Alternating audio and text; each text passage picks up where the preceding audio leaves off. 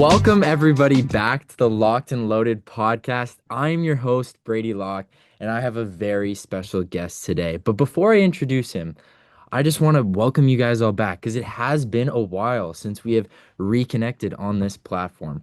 But the podcast is back, and there are very big things to come. I will let you all know about that later in the episode. But first, I'm going to introduce you to my guest, my father, Chris Locke. Chris, how are you today? Hey, Brady, I'm doing great, man. Thanks for having me on your podcast. Yeah, It's been this a is, long time is coming. I know you've wanted me on for a little bit, but we just haven't been able to schedule it. yeah, I was gonna say it's been a long time, but I'm very excited to have you here.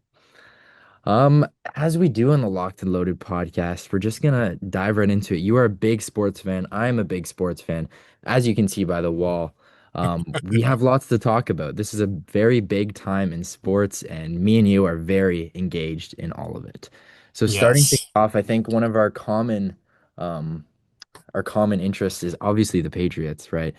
absolutely. He's playing so Your well. name is Brady for a reason, son. Yeah, you named me Brady. That's the whole thing. That's our life. I was born into it. Yeah. But what do you think about the Patriots this season? Oh, it's been a Cinderella season, to be quite honest. I mean, I knew that they would be improved from the last couple of years when they were 4-13, but to turn it around and possibly end the season 14-3 this year, which is if they win on Sunday, unbelievable. And Drake May has just been phenomenal this year, MVP type season. And I know people talk about the strength of schedule as though he's played a bunch of weak teams, but you know what? An MVP is supposed to beat those weak teams, and he's done that and more. And it's funny when you watch the games and I watch him play. This sounds really funny, but I find I'm more confident with when he throws the ball than I was when Tom Brady was throwing it because I just expect him to complete it. He's so accurate and so Wow. good on the deep balls and the short stuff. Like he can do everything. So I'm looking forward to the playoffs. I'm pumped. Like it's going to be fun this year. Yeah, that's quite a bold take, I must say, but that is very interesting. If you were to have an ideal opponent in the first round, who would that be for the Patriots? Oh, that's a tough one. I mean, I'm not, I think they can beat any of the teams that are there. Like, I guess it's between the Texans, the Chargers, and the Bills. I think the Chargers would probably be the easiest opponent, just because I think Justin Herbert's hurt a little bit with his hand. I don't think he's 100%. Mhm. But we've beaten the Bills this year, and I know they came back and they beat us the last time we played, but I just don't think the Bills are the same team they were the past few years, and it's like they rely too much on Josh Allen to get it done. So if you can contain Josh Allen and you can contain James Cook, I think you've got them. I think they're easily gettable. Their defense doesn't scare me at all, not with Drake May back there. Yeah. I mean, he's proven that already. So the Texans probably would be the toughest opponent, I think. I think their defense is phenomenal. But again, I don't fear any of those teams, and I don't think Mike Vrabel will let his team fear any of those teams. So, whoever we play, and we gotta win the games anyway. Doesn't matter who you play. Yeah, I would say for me, I'd say the Texans are a very scary team. I would agree with you. I think the Chargers would be the best opponent, but Yeah, we'll have to see. I'm not really afraid of any of them. We're in the playoffs again, so it's I already know that's the big win of thing, the right? season. So for Yeah, sure. got to get to the Um, dance before you can win anything. exactly. For you, obviously, Patriots big number one, but I know you have really gained a strong interest for the Raptors over the past couple years. And what Mhm. do you think of their squad this season? I like them. I think they're a work in progress still. They have some really great games, and then there are certain times where they look lost. But the defensive effort is there, pretty much all the time. They take a lot of threes, and they need to get better at that. I mean, I know the NBA nowadays is a three-point game, but the Raptors they probably need another sharpshooter on there. Hmm. Was hoping Grady Dick might be it. Jamal Shed seems to be coming on, but he's more of a playmaker than a Yeah, shooter. absolutely. Jacoby Walter's been doing pretty well too. So Yeah, yeah, and I mean I think they need a little bit more size up front. Like Pirtle's hurt all the time. the They got rebounding. Mo Bamba. I don't know what he's going to provide for them, but I mean it's another big guy. So Yeah, from the defensive standpoint, should help. No, I don't think you're getting too much offense out of them, but yeah, yeah, I think they're a playoff team for sure. I think they're top six, definitely in the East Conference. I don't know where they fit in there. I think I could see them as high as three and probably as low as six. but we'll Yeah, see. I think the Brandon Ingram signing was probably the biggest thing that they needed. Like they Oh yeah, needed a he's scorer. doing better than I think people expected this year coming off that injury. Yeah. And he's I think he's logged the most minutes. I think I read somewhere, of all the Raptors. So Yeah. yeah, it's good. All right. Well, Um, I mean, we talked about sports a bit. We'll talk more as this podcast goes on, but these viewers might not exactly know who you are and what you're all about. So I want to give you the chance to introduce yourself, maybe just tell people what you do, who you are in relation to me. Obviously, you're my dad, but kind of just give them more context as who Chris Locke is. Yeah, sure. Yeah, well, as Brady mentioned, I am his dad, and yeah, that's been a pleasure in itself, watching him grow up and starting his course at TMU for sports media and just thriving there from the best I can tell. I mean, just coming up with some good grades and just it seems like he loves everything he's doing. So my background, basically, I grew up in Dartmouth, Nova Scotia. And I moved to Ontario back in 1995. Prior to that, I spent 2 years. I went to community college down in Nova Scotia. And after I graduated there, I ended up going up north. So I lived in the Northwest Territories for a couple of years, two different places, one Fort Good Hope, and the other was Delaney, which was also called Fort Franklin. And yeah, I worked up there for a couple of years before I made it my way back down south.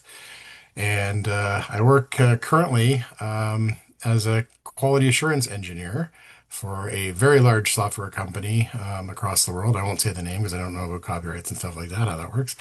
But yeah, that's what I do now. So I basically test software. I work on automation scripts, and yeah, I really like it. It's really good. Very knowledgeable guy. I Um, try. as people can see, like I'm back home, I'm in the home studio. You also live in this home, so people might be thinking, why are the two of us down here at the desk? Well, Yes. there is a reason for that. And I'll let you talk about that a little bit, but you're obviously whatever you're comfortable with saying. Yeah, Oh, sure. Like take it I'm, from there. it's no big deal. Well, I mean, I guess it is a big deal, and basically 2025 kind of changed my life a lot. Basically, I was diagnosed with diabetes about 10 years ago, and actually probably 15 years ago, I guess now. I'm so lost with time. But anyway, and everything was under control for a good portion of it. But then this year, I started noticing on my right toe a little black spot, and didn't think much of it at the time. And as kind of the days and the weeks went by, like a couple of weeks went by, I noticed it was starting to get a little bit bigger. So I was concerned. I, of course, made an appointment with my doctor, and they referred me to a surgeon. Well, long story short, basically what happened is I ended up being diagnosed with a blood clot in my right knee, and basically the blood flow was not going to my big toe, and it was starting to turn black, which is gangrene. So after meeting with my orthopedic surgeon and being referred to by him, um, basically I had to have my right big toe amputated, which was a shock and not easy to go through. But we had the surgery and everything went great for the surgery. And I was in the hospital. I think, well, actually, I was in the hospital for a day then, and then came home and was getting, my wound dressing changed and so on with some nurses and so on. They would come every day, and it started. It wasn't. We noticed after a while it wasn't really getting any better, and it actually started spreading to my other toe. So that was, disappointing. And then after an appointment with my orthopedic surgeon again and on a follow-up, they talked about amputating other toes. And I was just like, you got to be kidding me. Like, how did this happen? Why did I let this happen? You go through all those stages of like, is it my fault? What did it is? And if it is definitely my fault, obviously I didn't take as good care of myself as I should have. So it's a hard lesson to learn, but it is what it is. So I didn't want to go through that because the doctor had told me, he said, this could actually spread to other parts of your foot. It could go to a third toe. It could go to a fourth. And it's just like, what are we doing here? I said to him, are we just going to go through amputations of each toe? And I'm like, I don't want to Yeah, do that. yeah, So I talked to him about it, and basically the discussion came down to we can take care of this and, instead of going back to the hospital on multiple occasions, and we can just do a right lower leg amputation. And I thought about it, and it didn't take me long to really make the decision because I wanted to get back into my life as quickly as possible, back to some sort of normalcy. I know it's never going to be normal again, but I can get back to somewhat of a normal life. So on July 3rd of this year, I went to the hospital and I spent 7 days in the hospital, but they amputated the lower portion of my right leg from my shin down. So, it was a bit of a shocker and wasn't really a lot of pain. It was more of kind of like, the first couple of days were kind of like, oh, what have I done? There's our cat, Callie, coming through to Golly. say hi. Hi, Callie.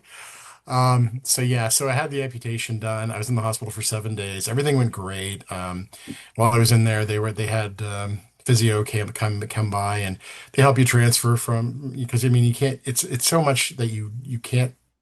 It's not like you can't do anything, but it's just everything's different. Yeah. So they help me transfer from the bed to the wheelchair. Use the wheelchair to get around do exercises to kind of like strengthen my left leg, which is great right now, by the way. So yeah, so now at this point, um, the original timeline was probably about 4 months to when I can get into a prosthetic. So I'm a good candidate for that. I'm old, but I'm not too old, so it's Yeah. not like a huge deal. But I'm after about 4 months, which would have put us around October. I still hadn't healed quite as well as I needed to and able to get into the prosthetic. So here we are, basically keep this kind of short. I know this is kind of dragging on a bit, No, this is great. but I'm we're sitting here on January 1st doing this podcast, Yeah. and I still don't have my prosthetic yet, and I still have a little bit of a wound that needs to be healed. So once that heals properly, and I have a follow-up in 2 weeks, actually 2 weeks from yesterday, to see where I'm at, and I'm fairly confident that I'll be able to start the rehab process with the prosthetic, which involves, a 6 week stay in Hamilton at the rehab center, Monday to Friday, coming home on weekends. But I chose that option as opposed to doing it as an outpatient because it's faster and it's just I want to get back to a normal life, as quickly as I can. Yeah. So that's where we're at. We're sitting right now. I'll have more information on the 14th, and hopefully it's good news. And Fingers then, crossed. yeah, and I can get back on the golf course. It's funny because when I went to the rehab and they talked about, what do you want to do with your prosthetic? One of the things I like to do, and of course I like to do this with you, is golf because Yeah. I know you're into golf now, and Yeah. your grandfather, my dad, was into golf big time. He was a Nova Scotia amateur champion back in the day. Hmm. So I want to get back on the golf course with you and everybody and be able to go out there and whack the ball around. Yeah, I miss that quite a bit, I must I say. do. This past summer was terrible, and with 2025 now in the rearview mirror, Yeah. I'm glad it's gone. I don't want to see 2025 ever again. Yeah, that kind of So, leads me into some follow-up questions. sure, yeah. What's for you was the hardest part mentally, or any struggles that you had to face within yourself to try to like keep going, keep pushing through each day, knowing that it's a lot of like sitting and waiting for this to heal. Like there's not a lot you can do for that. It's working on something that I was never really good at, and that's patience. Patience.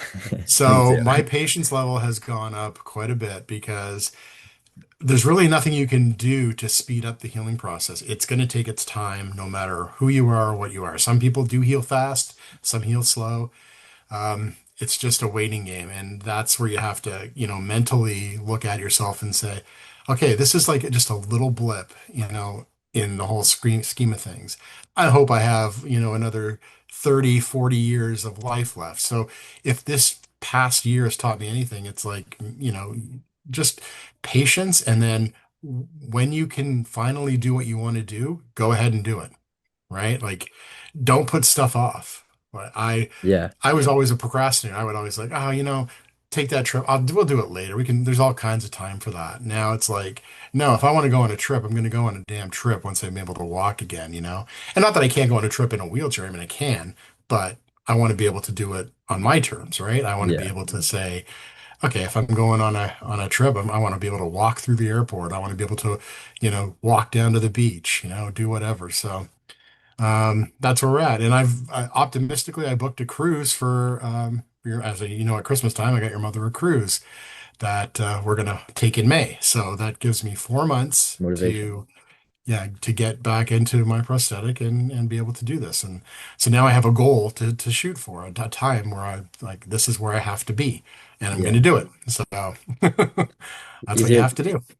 was it in itself like a wake up call almost to be like, I'm going to really take this as not a step in the like a step in the road, like a step in my Yeah. journey, and it's helping me to get better. And you look at it maybe not as something that's so bad, but almost like pushing you to become a better person as a result. Yeah, like I want to take better care of myself. Like Yeah. I've told you this. I said, once I get back to walking, I want to go to the gym with you. I Yeah. mean, you go to the gym all the time and you're Yeah. in great shape. And I want to do that. I want to go and start lifting some weights and doing all that stuff I probably should have been doing earlier, but I never did. I just never liked doing it. But now Mhm. it's like, you know what? It's something new for me. I'm going to do it. I'm going to try to get it there and be more active and do more things that I haven't done before. And I look at it and it's like, I got to try new adventures, like anything, like just something new. Yeah. And going to the gym, that's something small, but it's a big thing that would, help my health and help me get in shape. But when new experiences come up, I want to try them. I'm not going to say, oh, I'll just do it later, because you never know what's going to happen later, right? Exactly. So that's my advice, I guess, to you and to anybody else. It's like when you get an opportunity to do something, do it. Don't say, oh, I'll do that, next week or next month, because you don't know what's going to happen next week or next month, right? I mean, That's great I advice. never expected. This time last year, I was walking normal, everything was great, blah, blah, blah. And now it's like, oh, now I'm sitting in a wheelchair and I'm just kind of waiting now to get Yeah. my prosthetic so I can actually do the walking again. So, yeah, just don't put off stuff. Just do what you got to do. For me, as somebody who obviously has never been through an amputation, or for any of the viewers, take us through that feeling, like that was first little bit where it's like you realize like, oh, I don't have this leg anymore. Like, what did that feel like? Like just not doing the same thing that you've done your entire life. Yeah, it's kind of weird. It's not like you. I don't know. I can't. It's hard to explain, but Yeah. I didn't feel like I lost anything because by the time the amputation of my leg happened, my Right. toe was gone, and everything else was starting to turn black. It's just like get rid of the garbage. Like if this is useless to me now, trying to amputate a couple of toes and maybe have the foot amputated, like just do the below knee amputation. I did research before I decided this. I mean, Mhm. I had looked at other people, in the situation I had who were diabetics and had, issues where they had to have an amputation, and they all said it was the best thing they ever did. Yeah. And I'm like, well, you know what? This probably will maybe be the best thing I ever did because I won't have any issues with my feet anymore.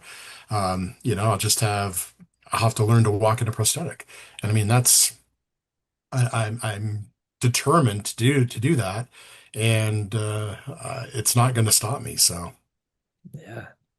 So now that we've obviously touched a lot on this, and this is so powerful and strong, um, but for you in your life, what has been some challenges before that you faced in your before this happened, um, that maybe taught you some things that you can carry through this journey to kind of help you get through that? oh, wow, that's a good question. I never really thought much about that. So challenges before. Well, I've always struggled with my weight, so that's always a thing with me, and that's now even probably a bigger challenge now because I definitely not nearly as active as I was before. So, I think I've lost. I always joke I've lost some weight because yeah, I've You lost definitely part of have. my leg, right? Over, yeah. But but um, I am stationary now, and I'm not, I can stand as long as I've got something to support myself, but I can't, walk around or do something like that. So that's a challenge, trying to stay active and just try to keep moving or do something. So Yeah. the rehab clinic has given me, exercises to do that I do occasionally, and I probably should do more, but my left leg is good because I'm wheeling myself around the house, and Yeah. I'm trying to wheel myself as much as I can. So um, my arms are getting better at Oh that yeah. from the pushing myself on a wheelchair, pushing my fat butt on the wheelchair. So that's always good. But yeah, so that's some of the struggles, I guess, from before and Yeah. after. So, but the things you take advantage of, like being able to, like go, cook a meal or whatever. It used to, or make a sandwich. Like, let me use that as an example. It used to be you go to the fridge, pull everything out, put it on the counter, make your sandwich done. Now I've got to, open the fridge. I might have to stand up to reach something that's on the top shelf. So it takes a lot longer to do things. Yeah. But again, this goes back to the whole thing about patience, right? I've learned to be patient.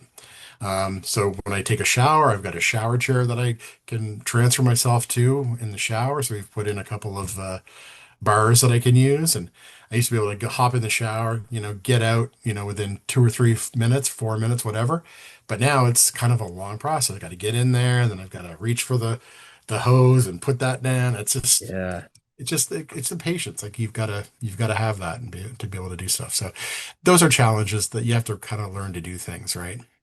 Yeah. I'm sorry. This has Oh, been another thing quite, too, I'm going to have to learn to drive with my left foot. That's yeah, another thing I'll have to do.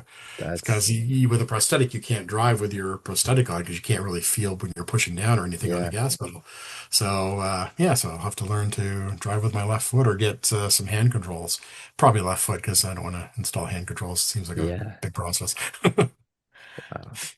Yeah, so I mean, this has been we've kind of really focused on like a sadder note, but now I kind of just want to talk to you about anything you've accomplished in your life that you're just really proud of. Like, what's some of your proudest moments in your life?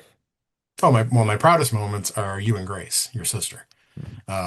You guys have been great through all this, and I know it was a big change for both of you guys, but you guys have been so helpful and just so great as I, transition to this next phase and helping your mom out with everything that needs to be done. So Yeah. that is really a proud moment for me.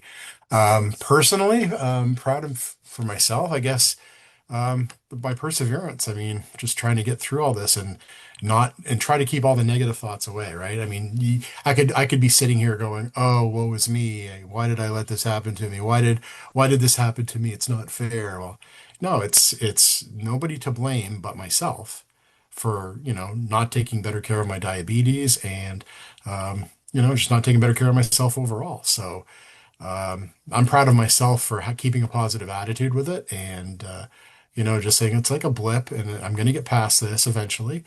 It's taking longer than I had hoped, but you know what? I'm going to eventually see the other side of this and I'm proud of myself for that. I think that's probably one of my biggest accomplishments. Yeah. I would say like you for me, seeing you go through all this and your journey and the motivation, it also helps me, like you said before about some advice was just to really go for it and not put things off. And I Mhm. kind of I'm taking that into my own life and Awesome. getting myself in shape, and whether that's physically or mentally, and also in my schooling and career, I need to learn that you just got to go for things. And I really appreciate Absolutely. you for being a good role model in that sense. Yeah. I appreciate that, but thank you, Bree. Yeah. But yeah, I'm so proud of you for everything you're doing at TMU and your podcast here, and just all of the assignments that you show us when you came home at Christmas and showed us all your projects that you worked on. It was just amazing. So yeah, Thank you. keep up the good work, bud. Appreciate you. Yeah, Yeah, so moving forward here, we can talk more about ourselves, but I say now we go in a little bit of playoff predictions. We'll go more into the sports realm before we wrap this up. sure. Yeah, we'll go NFL playoffs. I'm gonna pull up the current playoff bracket, and I'm gonna see what would you think is your AFC and NFC championship right now? What would you say? Oh boy. Let me think about this. Let me start in the NFC first then. Yeah, The NFC is a tough one. I think it's going to come down. I think there's a good game this Saturday that's probably going to have two of the top teams, Seattle and San Francisco. right. I think they're the two that are playing the best in the NFC right now. San Francisco's got so much motivation with the Super Bowl being, in Santa Clara this year. They Hmm. may never have to leave. If they win Saturday night, they won't have to leave home Yeah, for any playoff games, and the Super Bowl will be in their home stadium. So that is an incentive, I think, that probably is driving them a lot, right? yeah. Um, Seattle, I like them, but I'm still not sold on Sam Darnold as a Super Bowl quarterback. I mean, I know you've had guys like Trent Dilfer and Doug Williams win it back in the day, but I don't know. It's just this day and age. You really need a franchise quarterback, I think, to Yeah. be able to win. So, and then Brock Purdy, I mean, I don't know if he's a franchise quarterback, but he's a very good quarterback. He's definitely better than Sam Darnold. Hmm. So I'm going to go with San Francisco to the NFC. That's my pick. Okay, I would say yeah, for me, San Francisco looks really good. I think their defense is the part that's lacking, but their offense is unreal. I don't think Philly's good. I don't think Chicago can get there just because of their inexperience, but they're a very Mhm. good team for years to Yeah. come. Rams look a little bit shaky to me. Um, Yeah. Seattle, yeah, I think I gotta go with I love Chicago. I love Chicago, but I would probably say Niners as well. Niners, Yeah. Niners or Bears for me. Gotta be one of those. I would say like I mean San Francisco seems to be to me the smart pick, Yeah. but my heart would probably want to go with Carolina or Chicago Yeah. because I'm an underdog kind of guy too, right? I Yeah. like the underdogs, and I mean to see Carolina from last year do nothing to this year, I mean, granted they're what eight? What's the record? 8-8 or 8-8, yeah. 8-8? I mean that's a big turnaround, but they're playing in the weak NFC South. Exactly. So who knows what's going to happen? But Chicago, yeah, I mean Chicago, they're dangerous. They have, I Yeah. mean, Ben Johnson has really turned that offense around, and Caleb Williams has proven that he's probably a franchise quarterback. Well, they've had Um, like that I've seen they've had like almost a parallel like rebuild to the Patriots where it was like they drafted Mac Jones and Justin Fields in the same era. Both didn't work mhm, out. Then they get yeah, Caleb Williams and Drake May, and the same thing. They both get a new right, coach, and now they're yeah, both the exact same routes. Crazy. But exactly. Now in the AFC, I'll go with my heart pick, which I think yeah. you know what that's going to be. Yeah. It's going to be the Patriots, right? Yeah. I mean, as much as I love the Patriots, I don't think it's going to be this year, Yeah. but that I'm okay with that. I didn't know if we'd even make the playoffs This this is year. still a So bonus. Yeah. this is everything now is gravy, right? It's Yeah. just, yeah, just, hey, keep winning and see what happens. But out of the AFC, It's tough because it really could it be is. It could be could be anybody. It anyone. Yeah. literally could be anybody. I mean, Denver has got a really good defense. But again, Bo Nix, I don't know. He's played well this year. Yeah. Can't deny that. And if they're home throughout the playoffs, it's always tough to win in Denver because of the, altitude and their fans are really Yeah. loud and good. So that's a pick. I'm trying to think. Jacksonville, maybe I mean, they're playing well, but I don't know. It's hard to back them because of their history, right? Like Yeah. But that's the thing. I feel like all of them yeah, have a non-proving history, but one of them has right. to get there. Right. I mean, the team that scares me and the team that I definitely don't want is Buffalo. Yeah. I don't want them to win. I obviously, as a Pats fan, I despise the Buffalo Bills.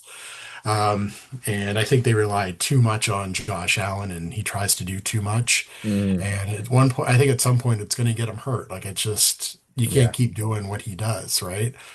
But he's a good quarterback. He's a great quarterback. Don't get me wrong. And James Cook is on fire this year. I don't know if their defense is good enough, Yeah. but this is if let me just say this: if Buffalo was going to win, it would be this year because they may not have Lamar Jackson to go through, and they've always struggled with him. They don't have Mahomes, and he was always their Achilles Yeah. heel, especially in the playoffs. So it's going to be wide open. I guess if I was to pick a team out of the AFC, I'm probably going to say Denver at this point. Mm, But that's only if they get home field advantage throughout. But here's hoping for a Patriots 49ers Yeah, that'd be game. interesting. Yeah. Yeah. Yeah, I don't know. I'm kind of the same. I'm torn. I've been backing the Texans for a bit now, so I really think they're probably the team to beat, but it's gonna Yeah, be they're tough. probably the hottest team, aren't they, right now, I think? Yeah, Yeah. yeah, And their defense is phenomenal. that's yeah. Um, yeah.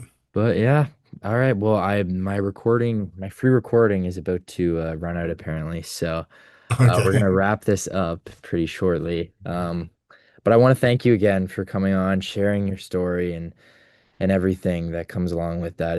It really takes a lot, and I appreciate you being able to use this platform. So thank I you. appreciate it, Brady. Thank you for having me on, and Yeah, good luck with the podcast. Oh, thank and you. before I go, I got to show one thing.